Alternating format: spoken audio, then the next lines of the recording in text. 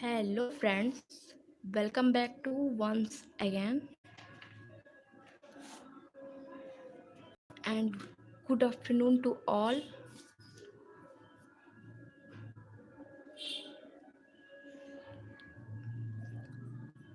सो अब हम डिस्कस करने जा रहे हैं डीएलएड सेकेंड सेमेस्टर की सिक्स पेपर है आप लोग का हिंदी का। और इससे पहले भी मैंने हिंदी की 2 क्लास लगा चुकी हूँ। तो अगर आप लोगों ने पहले क्लास को नहीं देखा है तो मैं बना दिए, आप वहाँ पे जाके सीरीज़ के आगे के क्वेश्चन देख सकते हैं। अगर आपने पहले के क्वेश्चन नहीं देखे हैं तो उसे जाके आप देख लीजिएगा। तो चलिए आज की क्लास को स्टार्ट करते हुए देखते हैं आज का पहला क्वेश्चन। और मैंने हिंदी के कुछ इम्पॉर्टेंट क्वेश्चन रखे हैं जो पिछले वर्षों में पूछे जा चुके हैं, और जो मुझे इम्पोर्टेंट नहीं लगे मैंने उन्हें हटा दिया। मैं उन्हें डिस्कस नहीं करूँगी, आपका टाइम वेस्ट नहीं होगा। तो चलिए फटाफट क्लास को स्टार्ट करते हैं, और स्क्रीन पे देख लीजिए आपको सब कुछ क्लियर है। चलिए देखते हैं आज का पहला क्वेश्चन।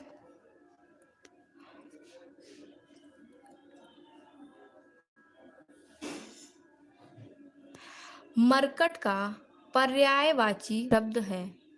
मरकट मरकट का पर्यायवाची शब्द कौन सा है? पानी, पुत्र, मित्र, बंदर। तो मरकट का पर्यायवाची शब्द होता है बंदर। राइट आंसर होगा द। यह आपके डीएलएड 2019 में पूछा जा चुका है। अगला क्वेश्चन देखते हैं।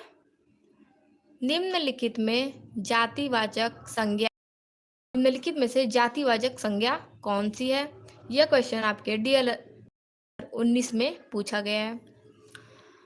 ऑप्शन देखते हैं। पुस्तक, ममता, अच्छाई, रमेश। तो जातिवाचक संख्या इसमें पुस्तक है, तो राइट आंसर हो जाएगा अ। अगला क्वेश्चन देखते हैं। फ का उच्चारण स्थान है। फ का उच्चारण स्थान होस्ट होता है, जिसे हम होंठ कहते हैं। कंठ, तालु, दंत, ओष्ठ, मूर्धन्य। ये तो हम लोग ने पढ़ाई है आगे, फर्स्ट सेमेस्टर में हम लोग ने डिस्कस किया होगा, आप लोगों ने पढ़ा ही होगा। स्वर, व्यंजन, उन सब के उच्चारण स्थान। चलिए अगला क्वेश्चन देखते हैं। किस वाक्य में वचन का सही प्रयोग हुआ है? इसमें आप सेंटेंस पढ़िए और देखिए कौन सा वाक्य आपको सही लग रहा है। फर्स्ट देखते हैं। मेरी होश उड़ गई, हमारा होश उड़ गए, मैं होश उड़ गई, मेरे होश उड़ गए। तो राइट आंसर होगा मेरे होश उड़ गए, बाकी सब गलत है। अगला क्वेश्चन देखते हैं। राम ने बाण से रावण को मारा। वाक्य में बाण से कौन सा कारक है? बाण से में कौन सा कारक है? तो सभी लोगों ने कारक पढ़ा होगा। कर्ता ने, यानी राम कर्ता हो गया।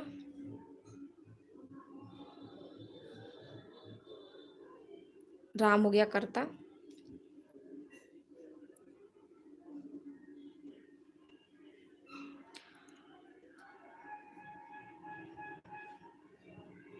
ठीक। रावण हो गया कर्म। कर्ता ने कर्म को करण से, तो राइट आंसर होगा करण। तो बाण यहाँ क्या है? करण। करण से के द्वारा। तो राम कर्ता हो गए, रावण कर्म हो गया, और करण क्या हो गया? बाण। आंसर होगा करण। कर्ता ने कर्म को करण से, यानी राम ने रावण को बाण से। अगला अगला क्वेश्चन देखते हैं। कौन सा युग्म असंगत है?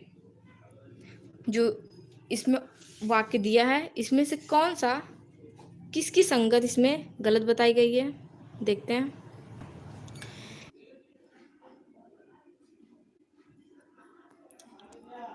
तो हमारा राइट आंसर हो जाएगा इसमें ब, प्रेम प्रतिज्ञा, प्रतिज्ञा प्रेमचंद का उपन्यास है, यह गलत है। तो राइट आंसर इसमें होगा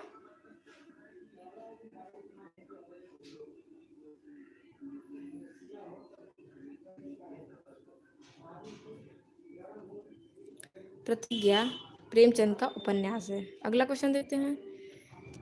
जिसकी लाठी उसकी भैंस में रेखांकित शब्द है, जो इसमें रेखांकित शब्द है, रेखांकित शब्द इसमें उसकी है, तो यह शब्द कैसा वाक्य है? पुरुषवाचक सर्वनाम, निजवाचक सर्वनाम, संबंधवाचक सर्वनाम, निश्चयवाचक सर्वनाम। तो जिसकी लाठी उसकी भैंस, इसमें क्या बताया जा रहा है? इसमें संबंध बताया जा रहा है। जिसकी लाठी है उसकी भैंस है, तो यह एक संबंधवाचक सर्वनाम हो गया। अगला क्वेश्चन देखते हैं। निश्चयवाचक सर्वनाम है, निश्चयवाचक सर्वनाम इनमें से कौन सा है? कहाँ, क्या, कोई, यह तीनों हो गया अनिश्चय।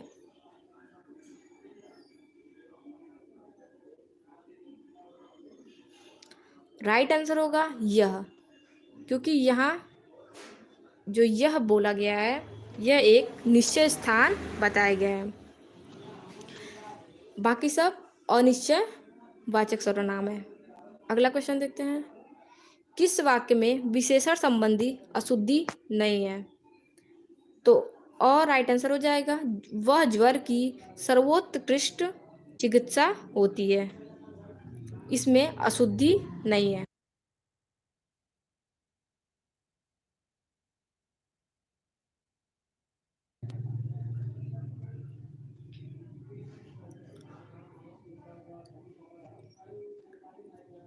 वाह वाह फिर साइकिल चलाइए, वाक्य में वाह वाह क्या, वाह वाह शब्द क्या है? तो इस वाक्य में वाह वाह शब्द विस्मयादिबोधक अव्यय हो जाएगा। अगला क्वेश्चन देखते हैं। परिश्रमी शब्द में कौन से विशेषण का बोध होता है? परिश्रमी शब्द में गुणवाचक, क्योंकि परिश्रमी एक गुण है, यह गुणवाचक विशेषण शब्द का बोध होता है। वह गलत होने से डरती है, वाक्य में उचित क्रिया विशेषण शब्द आएगा। वह गलत होने से बहुत डरती है, यहाँ राइट आंसर होगा अ। तो वाक्य में उचित क्रिया विशेषण शब्द बहुत आएगा। अगला क्वेश्चन देखते हैं। यह मेरा डॉट डॉट है कि आज वर्षा अवश्य होगी, तो राइट आंसर होगा यह मेरा अनुमान है कि आज वर्षा अवश्य होगी। 90 देखते हैं। सभी श्रोता यथास्थान बैठे थे, व्याकरण की दृष्टि से इस वाक्य में रेखांकित यथास्थान क्या है? तो जो यथास्थान है इसमें वह हो जाएगा अव्यय। अगला क्वेश्चन देखते हैं। उत्तम बहुवचन संबंध का कारक है, उत्तम बहुवचन संबंध का कारक होता है हमारा, और यह आपके डीएलएड 2016 में पूछा जा चुका है। द ध्वनि है, द का उच्चारण स्थान इनमें से क्या है? त, थ, द, यह आपका दंत हो जाएगा। उच्चारण स्थान इसका होता है दांत, यानी दंत। बेखौफ शब्द में बे उपसर्ग जुड़ा है, यह आपके डीएलएड 2016 में पूछा जा चुका है। बेखौफ शब्द में बे उपसर्ग जुड़ा है फारसी का। जो बे शब्द है वह फारसी शब्द है। सत्य बोलने वाला क्या कहलाता है? वाक्यांश का एक शब्द होता है। सत्य बोलने वाले को हम सत्यवादी कहते हैं।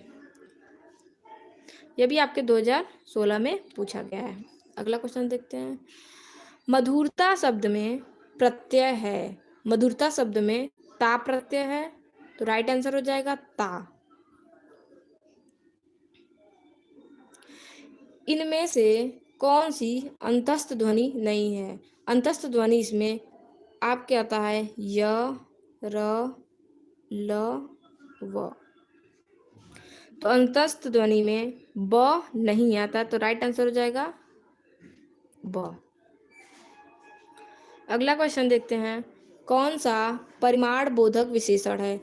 वह शब्द जिसमें कोई परिमाण निकलता हो हमारा।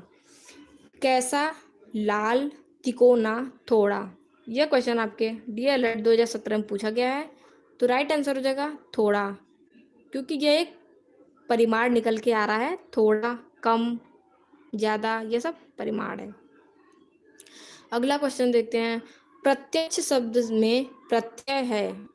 प्रत्यक्ष शब्द में प्रत शब्द आपका प्रत्यय हो जाएगा। यह भी आपके 2018 में पूछा गया है सारा क्वेश्चन।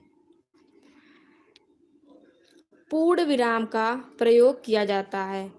पूर्ण विराम का प्रयोग हम लोग बचपन से करते आते हैं, जो वाक्य के अंत में प्रयोग होता है, तो राइट आंसर हो जाएगा वाक्य के अंत में। अगला क्वेश्चन देखते हैं।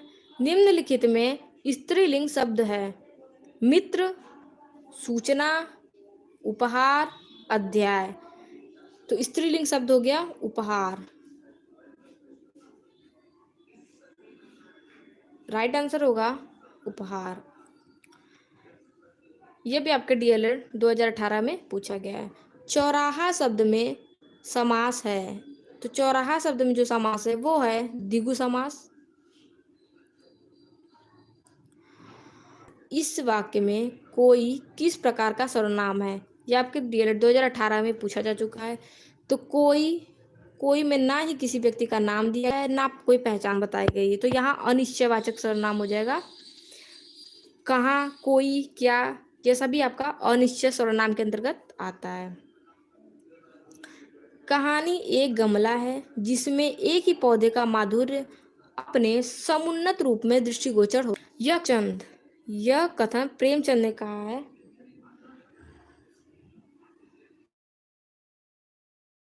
पौधे का माधुर्य अपने समुन्नत रूप में दृष्टिगोचर होता है। अगला क्वेश्चन देखते हैं।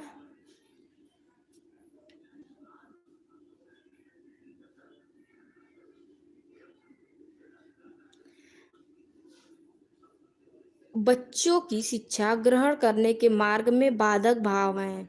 संकोच, शर्मिला होना, झिझक, उपयुक्त सभी।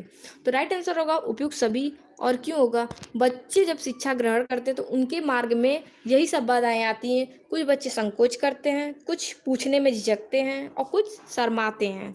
तो राइट आंसर होगा उपयुक्त सभी। अगला क्वेश्चन देखते हैं। शिक्षक बच्चों से नज़दीकी प्राप्त कर सकते हैं परिवेशी विषयों पर, सामाजिक घटनाओं पर, उनके अनुभव पर उपयुक्त सभी से बातचीत करके। तो बच्चों से अगर आपको नज़दीकी प्राप्त करनी है पढ़ाते समय, तो उनसे सभी विषयों पर चर्चा करें। तो राइट आंसर होगा उपयुक्त सभी पर बातचीत करके। परिवेशी विषयों पर भी, सामाजिक घटनाओं पर भी, उनके अनुभव पर भी, और परिवेशी मतलब जो हमारे आसपास के परिवेश में चल रहा है, पास पड़ोस। अगला क्वेश्चन देखते हैं। बालक के सुनने, बोलने, समझने तथा अभिव्यक्ति की दक्षता का विकास अधिक प्रभावी होगा यदि उनसे बातचीत होगी। ऑप्शन देखते हैं। क्रियाकलाप, परिवेश, परिवार इत्यादि पर बातचीत होगी, उपयुक्त सभी। राइट आंसर होगा उपयुक्त सभी। क्यों? बच्चों के सुनने, बोलने, समझने तथा अभिव्यक्ति की दक्षता का विकास अधिक प्रभावी तभी होगा जब उनसे क्रियाकलाप, परिवार इत्यादि पर बातचीत होगी। अगला क्वेश्चन देखते हैं। उच्चारण में सशक्त क्षमता होती है।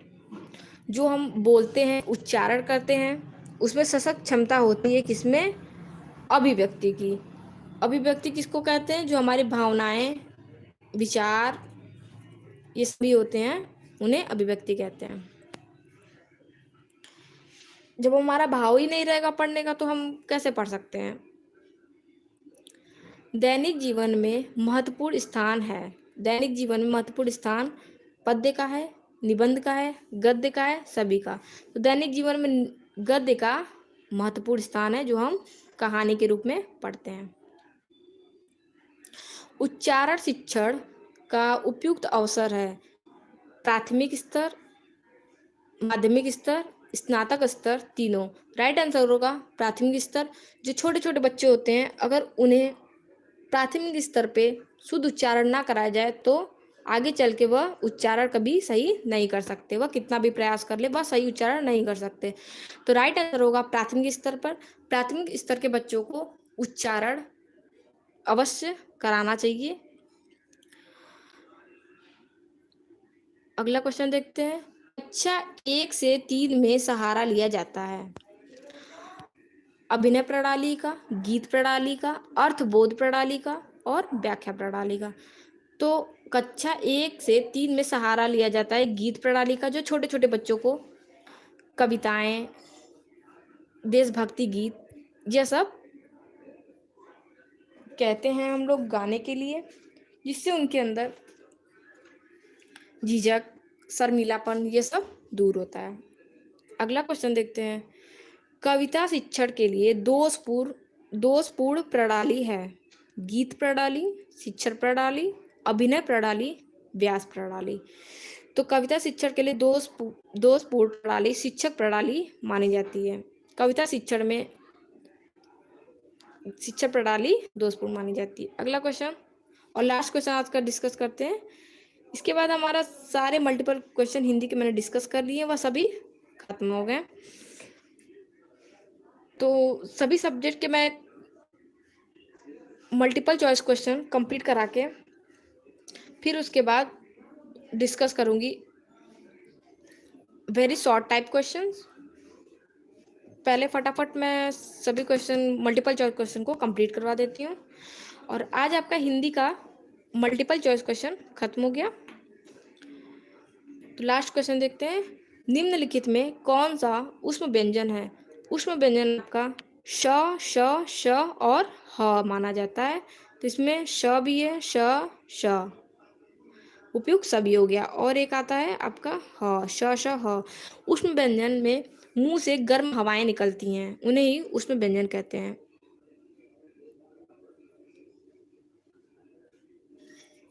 तो हमारी क्लास यहीं खत्म होती है।